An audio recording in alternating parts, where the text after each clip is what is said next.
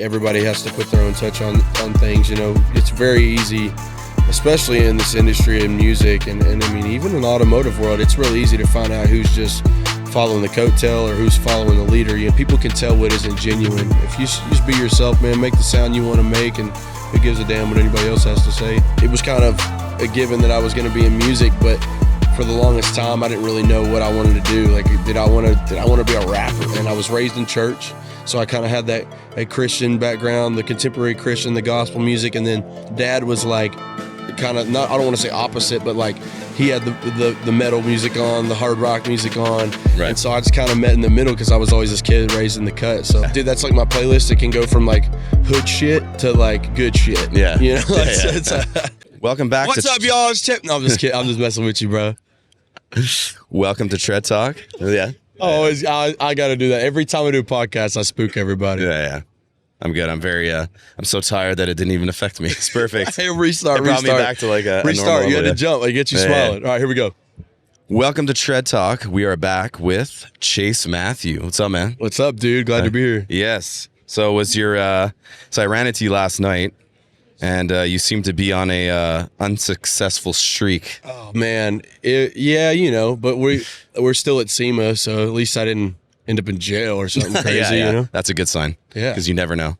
Yeah, Vegas. Gambling sometimes doesn't really pan out at Vegas. Yeah, gambling's crazy out here. I mean, it's the heart of it for sure. I've only been here like 3 times, maybe 4 times, but it's kind of become one of my favorite places to come hang out. It's like a little bit of everything, and for me, I'm a night owl, so I love that I can go get a steak at 4 a.m. It's anytime. So, yeah. You actually never, if you spend enough time inside, you actually never know what time it is. You could be completely lost. Last night when we were at that table, I literally did not realize it was 1 o'clock in the morning. There's no concept. Like, plane landed at like I think 8, and then we went straight to the table, and like I was like, oh my god, it's 1 a.m. So we have to do this because especially when we're doing interviews. I would assume most people probably know who you are, but nonetheless, there may be people who don't, and you might get some new fans, new listeners. So tell us who you are and what you do. Yeah, so my name's Chase Matthew. I'm from Nashville, Tennessee. I'm a native from Nashville. I didn't actually move there like a lot of people do, which ain't nothing wrong with that. But I hold a lot of pride knowing I'm from Music City. I've got a heart for anything with wheels or gears or an engine, or I don't know. I've just kind of, I was an ATV mechanic for 6 years before I got to do this full time, and I'm a country music singer, and really I just say I'm an artist. I do a little bit of everything, and got a lot of trucks, got a lot of cars, got a lot of, let's just say, poor financial choices, and yeah, a lot of Dodge Ram trucks that I love so much. But all right, well, yeah. Let's start with music. What would you say prior to, obviously becoming an artist and recording and having albums out? Yeah. Were you ever part of like the truck scene? Did you go to shows? Did you do anything? Okay, so you were really in that scene. Oh, yeah. So, like, I went to all the truck meets and stuff. I always dreamed of being at SEMA, so this is, like, so surreal being here. Is this the first time you've been to SEMA? Yes. Like, you've been to Vegas, just not SEMA? Yes. First time I've been to SEMA. And to be honest, like, which, as you know, I'm playing tonight here at SEMA. I'm playing a show for everybody, so it's going to be really cool. But we were going to come regardless because, I finally got a little change in my pocket so I could go travel and go do cool things like this, so... Yeah, and this is man, I had obviously for a car truck person, this is exactly. Being here is it's hard to miss, So right. I mean, it's the biggest one of the. I'm pretty sure it's like what, if not the biggest, at least the second biggest car show, like expo, automotive expo in the world. Absolutely, and there's so much variety of everything here. It's so versatile, But yeah.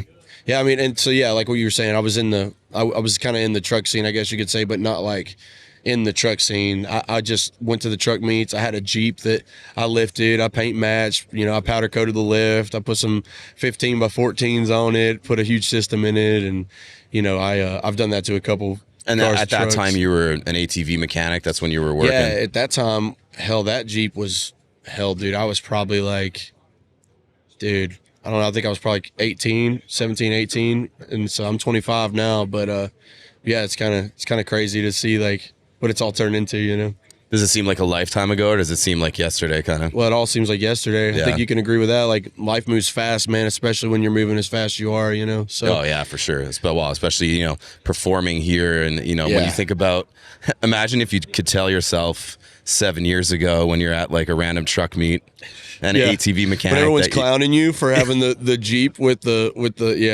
that you'll be performing not only at SEMA, actually performing. So that's like a pretty massive accomplishment, I'd say. So that's insane, dude. exciting. I got a lot of friends here too, you know, Brian's Motorsports and our friends at Fury, our friends at KG1, and you know, the whole list goes on, man. Max Diesel, Max Forge, all them guys are here too. So it's just really cool, man. It's also it feels a lot like country music in a way, I've noticed today, because it's like a family, really. We all Yes. share the same passion. There is a parallel there. Absolutely. Exactly. Yeah. It's kind of like CMA Fest in Nashville, but like the car version here. It's like the automotive scene here, you know? Yeah. So it's wild. So I assume, obviously, growing up in Nashville, you're surrounded by music, right? That's just, Absolutely. I mean, there's Everybody. so much. Yeah. Do yeah, you it's- throw a rock? If you throw a rock in the right direction, you'll hit 8 guitar players. That's our running and they're joke. all amazing. Literally, it's like Yeah. you get 10 people in a room and you say, like, you know, are you musically talented? Do you play any instruments? Do you sing? 9 times out of 10, you're gonna have at least half those people raise their hand. Oh yeah, I have a lot of like friends and family that they've been. It's really like on one of my next trips to go, because I've never You've really had never a been to chance. Nashville? I haven't. No, I was like, Oh, bro. yeah, I know. Oh I know. man. No, you're going. We're going. Yeah, yeah. We're going. We're gonna get my second gym built, and then we're gonna go. All right. We're gonna go ride down Broadway. All right, yeah, because like it's very high up on the, you know, I'm a musician, and we were Yeah, talking yeah. about, so you know, for me it's the place you really gotta go. You gotta see, you gotta, Bro, yes. So I guess That's crazy you haven't been, bro. You gotta go. I know, and like so much, like everyone in my family, like I've had so many people that have gone, and you know, they all say they're like, man, you know, Yeah. you're really missing out. So You gotta stay out of the touristy spots, though. You gotta go to like the. You gotta yeah, go I'm to not the really OG so much points. interested in that. I really want to go see all the, like you said, It's history, man. the amount of guitar musicians in general that are there that are just an absolute top level players. You know, it's like, Yeah. it's really it's just nice to see that, you know, that it exists. Dude, you know, it's and- crazy when you go to like Broadway. You go down to Broadway, and you'll see like musicians that are just striving, like extremely talented people. Like I know people Right. on massive tours that are not as talented as the people on Broadway, and like the fact that they can pick up on songs so fast. We're getting off track, but dude, yes, No, go it's- check out Nashville. Yeah, yeah. So, have you sang, and do you play any instruments? Do you also play? Yeah. I play guitar. Right. I could play a little bit of everything. Honestly, I've never really had lessons and learned how to play anything the right way. Right. But I just kind of like. Was put it in my your family? Like, were people Yeah. musicians? Okay. Yeah, so dude, I thought, and I thought this was normal up until I got older, and like my mom, my dad, my aunts, my uncles, my grandparents on both sides, like, dude, no joke, my cousins, like everybody is musically talented on both sides of my Right. family, and I thought that was normal, like growing up. Yeah, so it's pretty inevitable that that's going to be part of your exactly, life. And, exactly. yeah. I was raised in church and the ministry and stuff, so like it's kind of like also been a thing, you know, that I'm God fearing, man, and I always will be. You know I wouldn't be here today. I wouldn't be sitting in this chair. I wouldn't be friends with all you guys, man. Like if God wouldn't have brought y'all into my lives, you know, I couldn't have done it on my own, and that's something that means a lot to me. But yeah, man, like it was kind of a given that I was going to be in music, but for the longest time, I didn't really know what I wanted to do. Like, did I want to be a rapper? Like, did I want to do this? I knew how to put words on a piece of paper and Right.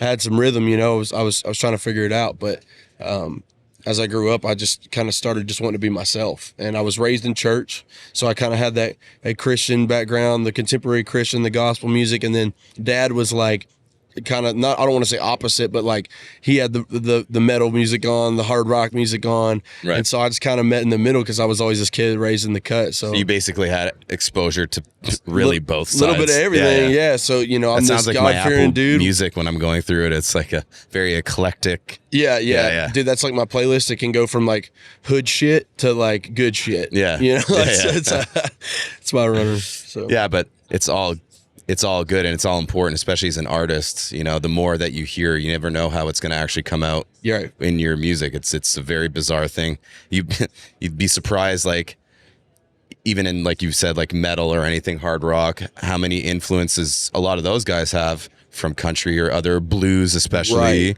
Right. And then that kind of like filters through here and then comes out country on the other side, and it's I think it's in there. all just like, being yourself, man, and like everybody has to put their own touch on things. It's very easy, especially in this industry and music, and I mean even in the automotive world, it's really easy to find out who's just following the coattail or who's following the leader. It's like people can tell what isn't genuine if you just be yourself, man. Make the sound you want to make, and who gives a damn what anybody else has to say. Well, even with that, some of the people that we've spoken to while we were here on the podcast they're content creators. They're on Instagram. They're creating either truck. They either have a build, or even some of the guys don't. Yeah. And they're just doing great video and content.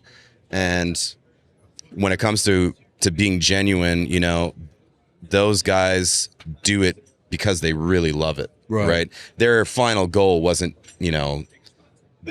being here or successful per se with it, like they just really love doing it, and that comes off genuine. And same thing with music and everything. You could tell when it's, trying to just be commercial, or it's very deliberate, or just trying to fit in, or just trying to be the coolest kid at the truck show. Yeah. Well, the one thing I was watching a few of your videos, and there's a lot of truck, especially what was the one I was watching today? You're on an ATV. I forget what video it was. Mm-hmm. Yeah, but it was you were on an ATV, I think. And yeah. So I forget what song that was. I'm trying to drawing up. Start with a B. That's one of your videos. Blink. Yeah, Blink. That's it. Blink. Yeah. Yeah, it was on the tip of my tongue. Yeah. Blink. So in my the truck. Yeah. And that's the thing. That truck in particular is a truck that I've had for a long time. It's a 2000 Dodge Ram 1500, and hell, I've blown the motor in it. I've blown the transmission in it. I put a used transfer case in it. I've had to rebuild the front end once, the rear axle. I broke the drive shaft a couple times.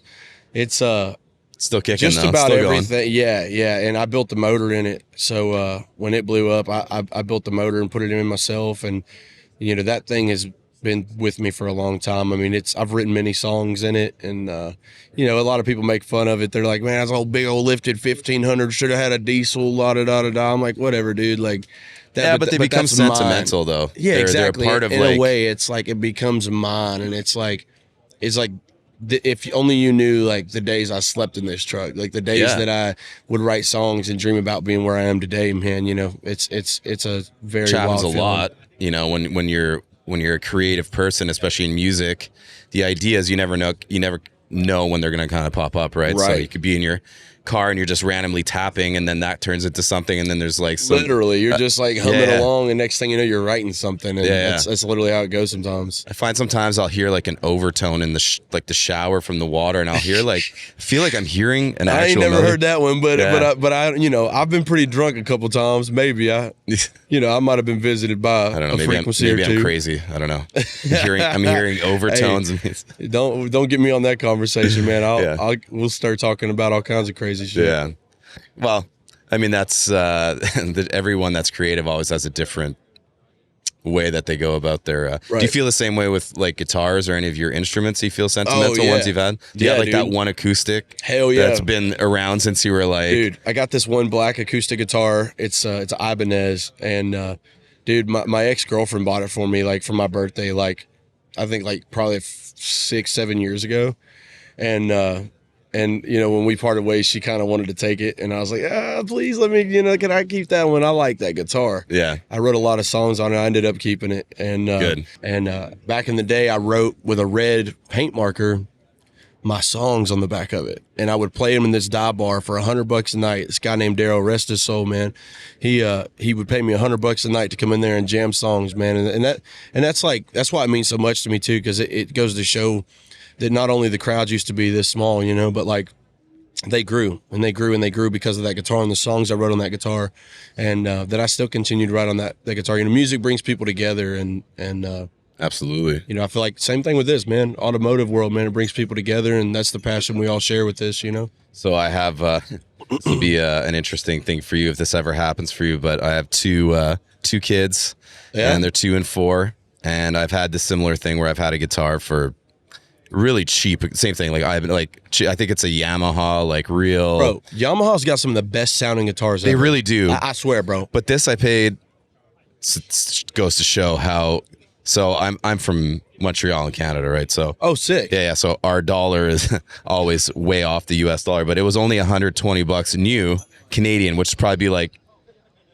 $100 like US or $90 like Gotcha. US. So it's really bottom of the barrel. Oh, that ain't bad, dude. I mean, at that point I've been playing for years. I got it like 20 years ago, but I already been playing for a long, long, long time. Yeah. So I just wanted something, but funny you say that. I was about to say that it sounds fantastic. Like it actually like it's Fresh an strings amazing on it, man. You can't kill them guitars. So I wrote all the stuff I used to write in my bands and like everything and all my practicing and everything I always did. And anytime I'd watch a movie, anything, that was my guitar. Then I had kids, and it was like I had it in the living room, and it looked kind of nice there, just playing like a little decoration. Kind of, I'd pick it up from time to time. Got knocked over at least 100 times, and the last time it just fell, headstock broke right off, completely right off. It's like all No, right, that's like my worst nightmare. It's you can't really get mad because they don't do that kind of stuff on purpose, right? It's an accident. It's just like I'm like, yeah, yeah, that's Great.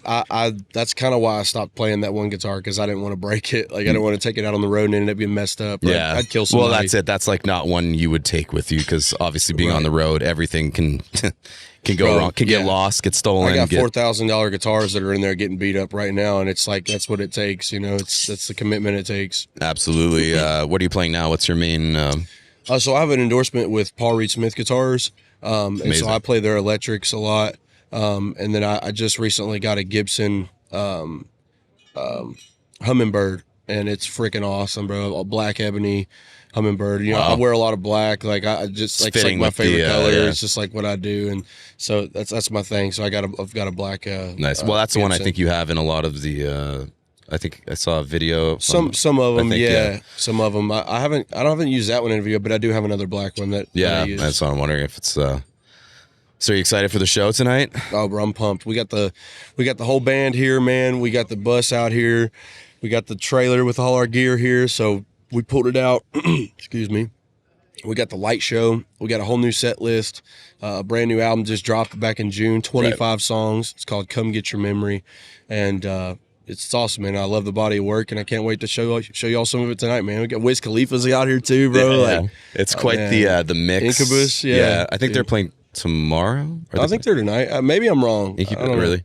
Yeah. Who knows? I'm actually flying back tonight. I was a little bit disappointed. I've been an Incubus fan since I was probably. I'm pretty sure they're playing tonight. Is it? Well, we're basically flying back, so which is pretty disappointing because probably one of my longest favorite bands that I've had for a long time. So aren't they from Canada? No, they're from Calabasas, California. Got you. Yeah, they're Californians.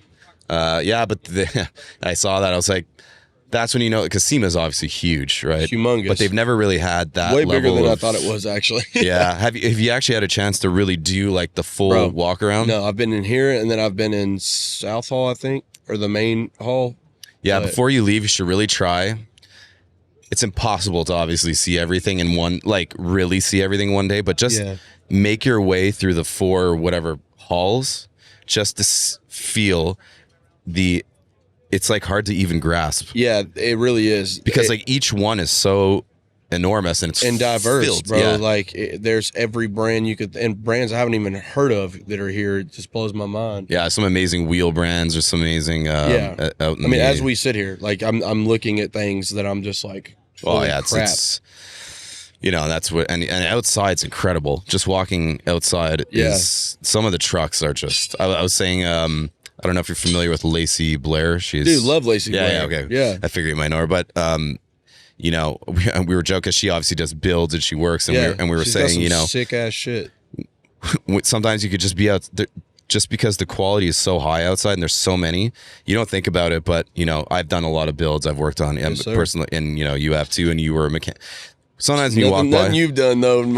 Mine's I got some little garage stuff, man. You got some big stuff going on, but.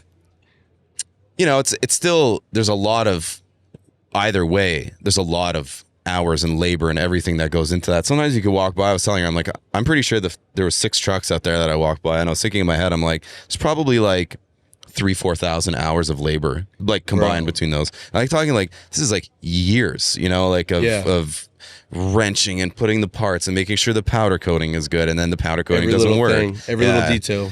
That's the thing that if you really love trucks and cars and that level, everyone needs to come, because you can go outside. Yeah, you can be outside, which, you know, it's wild, because it's, to me, what stood out the most is just like everybody's like everything about it is different. Like every little thing is different. There's a little bit of like, you know, some people try to put like modern motors in old cars, and there's like modern bodies with old motors, and then there's like old cars with like front clips off of like other things, and then it's like lifted El Caminos and bro, it's just like there's something here for everybody. Yeah.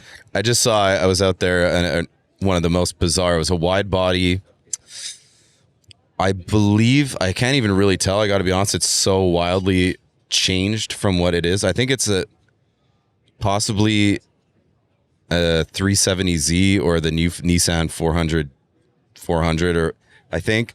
It's There's so many Frankenstein things out here, dude. I'm not quite sure exactly what it is, and because the back is completely removed, he put two complete turbo, like small, like two. I think they're 2 liter. They look like they're 2 liters. 2 engines, one's turboed, one's different. 2 setups, two drivetrains, 2 engines, and I don't really know like how they work together or whatever. But they're in like one car. In one car, so it's like full dual. I know, it's just like, man. Yeah, the amount of man hours in that is going to be crazy. Just to even get it, like, I don't know if I assume it works together. I would hopefully assume, but yeah. So it's pretty amazing. I'm glad you got to see it. Dude, I'm glad to be here, man. Realistically, like, this whole thing's been cool, and I can't wait to see what the rest of the day's got, man. We got a lot more to go check out. Oh yeah, for sure. Well, appreciate you being here, man. That was it was great seeing you yesterday. We've never met, but it was like, I felt like it's like a buddy I've had for, you know, dude. Well, we're awesome. Like I said, we all share the same passion, man. I'm glad to be here. Glad it to is in that meet way. you guys. Like, you can talk to just about anyone here, and everyone's going to kind of be the same. Yeah, dude. Everybody here is like this. Yeah. There's no emotional roller coaster at SEMA. Everyone's happy to no be one's here. Egotistical. Everyone is supportive of everyone, and I love that. Yeah. That's how it should be. Have an amazing show, man. I'm sorry we're not going to be here because, you know, it's all right, man. Fly back. We got to do we the know you red don't eye. love me. It's cool. Yeah. No. Well, if you play in Montreal, you got to make your way up to. Dude, I will. I really will. I love Canada. No joke. And I got to go out there first time this year. So. Did you? First time using my passport. So yeah, we'll be up there for sure. Well, if you come, man, we'll definitely I'll go show you around. I'll show you.